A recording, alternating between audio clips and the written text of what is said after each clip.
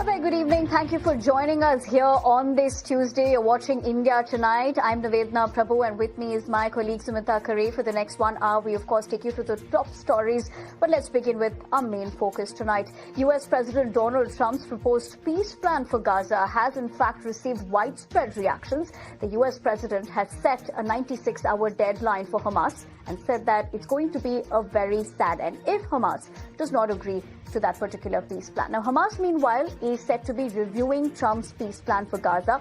Prime Minister Modi, too, welcomed the development, calling it a pathway to peace in West Asia. However, let's tell you, Israeli Prime Minister Benjamin Netanyahu continues to oppose the Palestinian statehood. All this leads to the big question. Will Israel-Hamas give peace a chance? That's what we discussed tonight. In fact, we decode a lot more. But before we dive into that, let's listen to what US President Donald Trump had said about his peace plan on Gaza and Hamas, talking to reporters moments back. Well, we're going to do about 3 or 4 days. We'll see how it is. All of the Arab countries are signed up. The Muslim countries are all signed up. Israel's all signed up. We're just waiting for Hamas, and Hamas is either going to be doing it or not, and if it's not, it's going to be a very sad end. All right, so the president sounding very bullish on that war plan, that peace plan that he and his team has devised. But the big question is, will the future of Gaza change, and will there be lasting peace in the Middle East? In fact, ladies and gentlemen, to discuss this big story, we're now joined by a stellar panel of experts. Joining us now is Lev Aaron. He's joining us from Haifa. Also joining us is Sunil Subramaniam. He's a market expert, and of course, Adil Nazranian. He's a senior fellow at Gold Institute for International Strategy. Thank you very much, gentlemen, and ma'am, for taking the time out. Adil, I beg your pardon for taking the time out and speaking to us here on ETNOW. So let me come to you first, Adil. What does a 20-point plan really mean for all the sides involved? Can the war end? And most importantly, out of this 20-point peace plan, who gains the most? Thank you so much. It's great to be on with you today. Yes, I am a woman. Thank you for that. I definitely think that this 21-point peace plan is achievable, but it's really going to depend largely on de-radicalization of Gaza. Whether or not that can happen depends largely on the people, depends on Hamas. And honestly, the Palestinian Authority, believe it or not, with the West Bank to kind of do what they can to also make it a reality. I think that everyone who's seen it, it was first reported by Times of Israel. It's de-radicalization of Gaza, the redevelopment for Gazans, ceasefire, IDF troop withdrawal, return of hostages, prisoner release. I mean, there's 21 points, including a surge in humanitarian aid. I think that of all of these, the one that sticks out to me the most, to be honest with you, is the fact that Hamas has to be excluded from governance. There should be no role whatsoever for Hamas in Gaza's governance and to de-radicalize the region.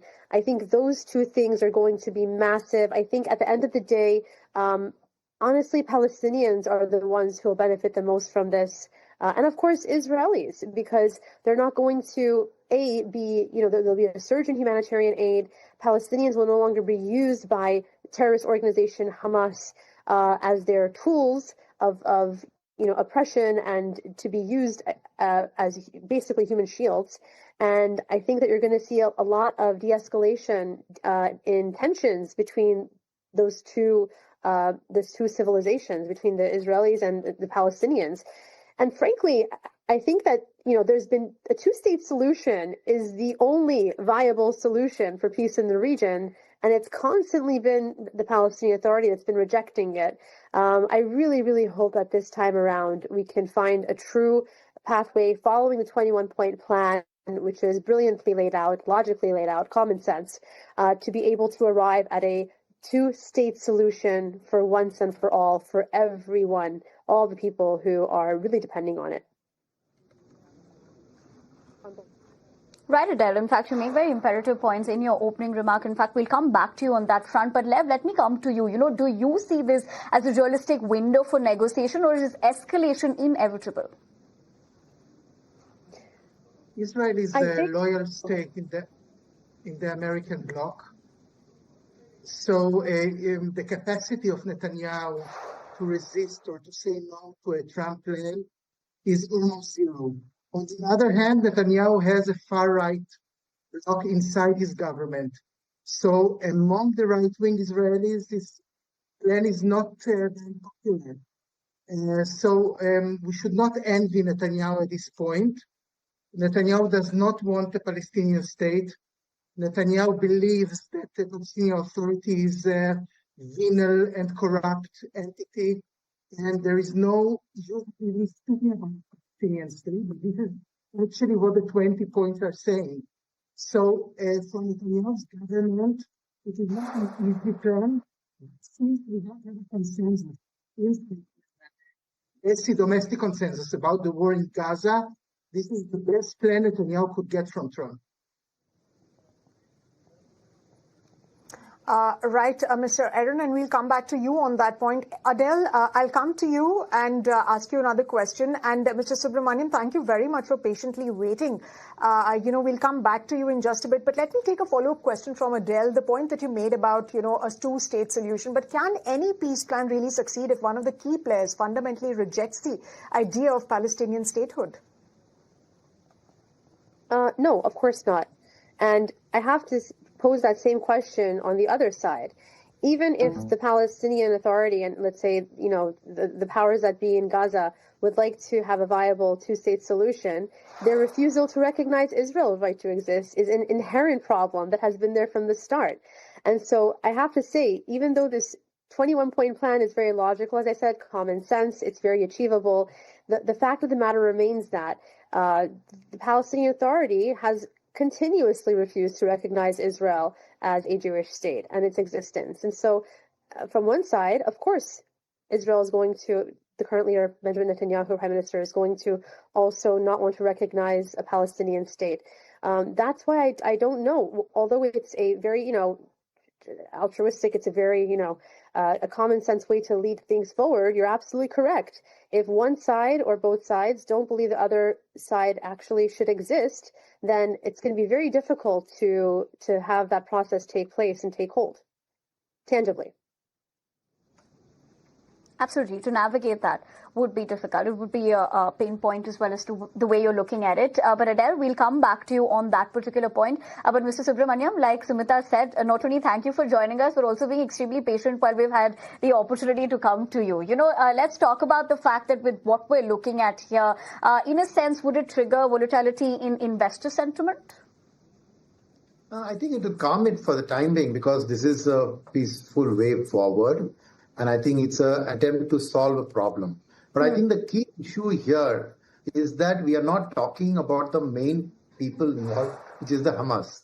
I mean, the rest of the world can agree to anything. The Arab states can agree to anything. Israel can accept anything. The Palestinian Authority can accept it. But Hamas represents the radical Palestinians. And the problem with this 20-point program is that it doesn't give any carrot to Hamas on the way forward. Now, unless, and as you're familiar in India, right, we have dealt with the Mizos, we have dealt with the Mizo rebels, the Assam liberation. The only way forward is for that extreme element to form a part of the government. And that's my only disappointment in this, that you're saying that Hamas will not form a part of anything. Now, all their lives they have fought for what? Just to walk away from this? So it's not that easy and that simple, and that will dawn on the world soon enough, in the matter of 72, 96 hours, and then these whole things will come again. See, that's the problem with trying to do a patchwork, trying to solve a year-long problem over just 3 days with a 20-point program. Unless you give legitimacy to Hamas in a post, this world, in terms of some power. All these years they've struggled for what? Just to walk away from this? And the fact that they're losing people or to the Israeli attack, all that hasn't bothered them. So to that extent, Hamas is all the people who are in Hamas, the supporters of Hamas, what's their future way forward? How do they get it? So you have to have a viable thing for them to have a legitimate existence. So I think that's been ignored in this whole exercise. Okay. We're talking about everybody except the person who is the main issue. And so you have to offer some carrot to them for the future. Otherwise, there's going to be no solution. Why would they agree? So that's my limited point that I want to put across to the panel. Right. Right, Mr. Subramaniam. In fact, let me take the point across to Mr. Aaron. Mr. Aaron, would you agree with what Mr. Subramaniam is essentially saying, that, it remains to be seen how the Hamas is going to respond and if there is enough in the deal for Hamas to actually come and sit at the table? I totally disagree with Sunilji. I don't think Hamas is like the Kutimeti or the Mizo or the Nagas. It is like Pahalgam. In way for Hamas, there is not a single square meter of Israel which is Israel. For him, for Hamas, everything is Palestine. And in this sense, Hamas has to lose the battle. This is what Israel thinks. This is what Egypt thinks. This is what also Jordan thinks. Sometimes they will say it loudly. Sometimes it will be like, very quietly. But I would not compare the Indian, let's say, Northeast to Hamas. I have to say, I think in that regard, if I may jump in there, Mr. Aran and Mr. Subramanian are actually agreeing. I think President Trump. Thank you. I think President Trump would not make the same mistake that he made, let's say, arguably, in giving the Taliban a seat at the table in Afghanistan, which looks at the situation now. Giving Hamas a seat at the table will all but guarantee an absolute catastrophic future for any Palestinian. Everyone knows that. And so I don't think, I agree with you then, both of you, that Hamas should absolutely, undoubtedly not have a seat at this table. And they absolutely have to be, they have to be removed from the equation completely and totally.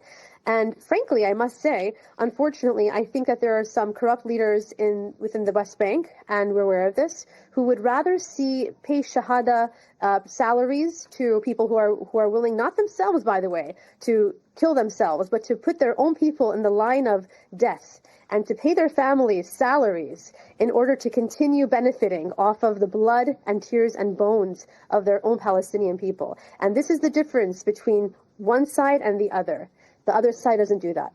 And that's what has to be utterly and irrevocably showcased to the entire world, and especially at the United Nations. So I think that's the biggest issue here. And I absolutely have full confidence that President Trump will not give Hamas a seat at this table, nor should he.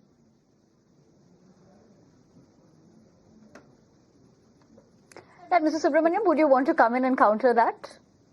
Absolutely. No, all I'm trying to say is if Hamas doesn't accept this, we are back to war, right? What is the point of the whole deal? He's given 72 hours and 96 hours to Hamas to accept it. Now, tell me, put yourself in Hamas's shoes. I'm not talking for Hamas or against Hamas. I'm saying, why should Hamas agree to this? Unless you feel that they are hurting from the losses and they are looking for a fig leaf to come out of it and be offered something. If that's a perception, then great, but I don't think so. So why would at all Hamas agree to this whole 20-point plan? We have got to look at it from that perspective, right? I mean, when you're looking at a hijacker and you're negotiating with him, you have to give the hijacker something for the negotiation. I'm just saying, I agree that they shouldn't be at the table. I agree that they are a very illegitimate organization. I agree that, but in a post-war world, when they give up their arms and they give up their fight, why would you expect them to agree to this unless in a post-war world there is some legitimacy, something to show for the years that they have put into this? All I'm trying to say is that if you want a solution, you have to take all the parties to the table in a post scenario. They don't need to be at the negotiating table. I fully agree there that they don't need to be brought to the table. But I'm just saying, do you seriously expect Hamas to just accept this and walk away saying, oh, thank you, Mr. Trump. Thank you, Mr. Netanyahu. You've given us a great deal. Certainly not, right? But it remains to be seen, Mr. Subramaniam, remains to be seen how Donald Trump is going to handle this, given the fact that he's given Hamas 3-4 days to reply to this peace plan, and he's also warned of a sad end. So remains to be seen how that's going to unfold. But let me come to you, Mr. Lev. Now, many say that this perhaps is a unilateral deal. Some geopolitical experts have stated that view. They say because there is no clear plan for withdrawal of troops from Gaza, and Israel could perhaps reactivate the war after receiving hostages, and that guarantees have not really been given. Would you agree to that point of view and that concern that's been raised by geopolitical experts? There is very little appetite in Israel for a war in Gaza. Gaza was a swamp for us since 1967. If we send our children to get killed in Gaza, it means that we have no other chance. There is no popularity within the DESI domestic politics in Israel for a Gaza war if we don't have to go into this war. So in this sense, I don't think that the Palestinians in Gaza need a lot of guarantees. The best guarantee is that our appetite to be in Gaza is almost zero. May I add something?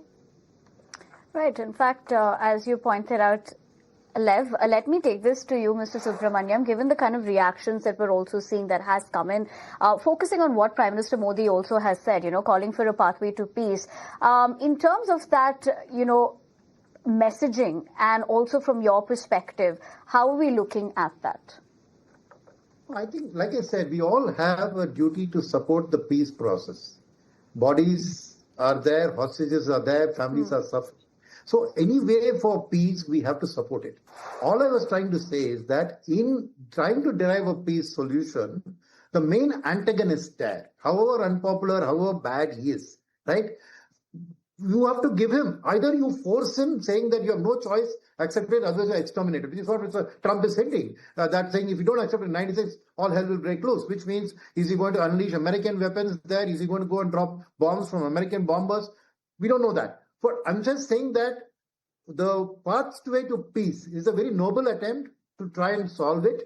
The entire world is supportive of it. All this is fine.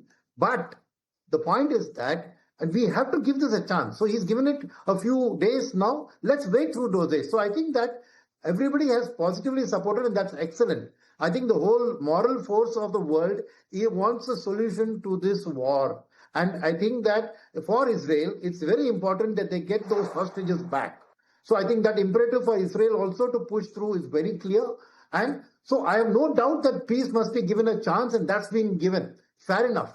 All I was trying to say was that if you really wanted to succeed in any negotiation, that's why I compared it to a hijacker on a plane, right? You go and what do you talk to the hijacker? And we again, India has had experiences of this. It's not that the hijacker is, I told you, talking on side of the hijacker. But the point of the matter is that viable solution in any kind of conflict involves all parties, however good, bad, ugly they were. That was my point. But otherwise, I think we all have to support this peace process and not Mr. Subramaniam, I'll in fact ask you another question. I'll ask you another question because it remains to be seen how this peace plan is going to play out given the kind of timelines that we're working with. But from an India point of view, is it possible to agree to Trump's peace proposal without giving up India's position on the two-state solution? I think so, because see, India is one of those unique countries which has a good relationship with both sides of the table.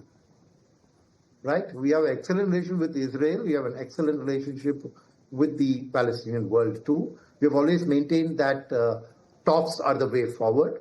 We have not tilted to one side or the other. And in fact, I think the NDA government has specially got a very close relationship with Israel. So I think that anything that Israel is agreeable to, right, I think India will be very happy with and will support it.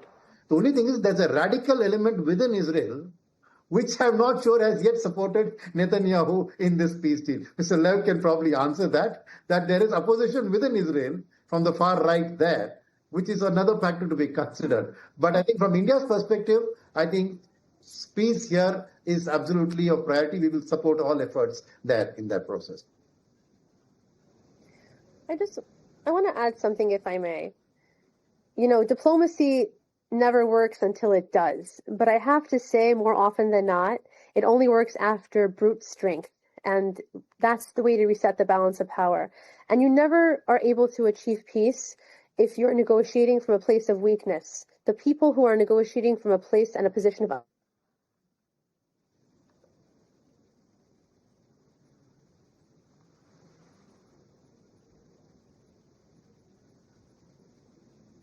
I think we lost seem it. to have lost that line with Ms. Adele. But for the moment, thank you very much, Mr. Subramaniam, Lev, and of course Adele for taking the time out and speaking to us here on ET Now. Remains to be seen what the new next few steps are going to be so far as arriving at a peace deal, a peace solution in the West Asia conflict as far as that is concerned. And whether that's achievable, the kind of hurdles that we're going to see or not going to see, that remains to be seen, Nivedna. So that's the big story. But moving on to some other stories that we're tracking this evening on India Tonight. Right, and let me put that into perspective as well, Sumita. In fact,